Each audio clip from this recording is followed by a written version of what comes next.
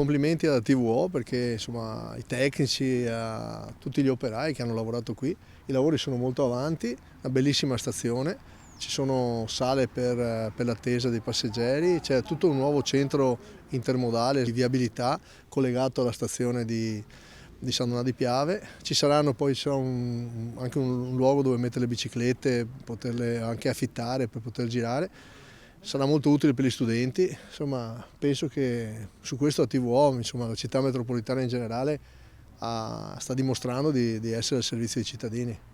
Un gran bel momento vedere insomma, che tutti i centri della città metropolitana si stanno attrezzando anche tecnologicamente per affrontare il futuro appunto in tema di difesa ambientale, difesa del nostro futuro, della nostra aria. Non tante parole, ma insomma cose concrete. Siamo in pieno cronoprogramma, devo dire che sono orgoglioso dell'opera che sta uscendo e spero che sia il primo tassello per una crescita importante del comune di San Donà di Piave.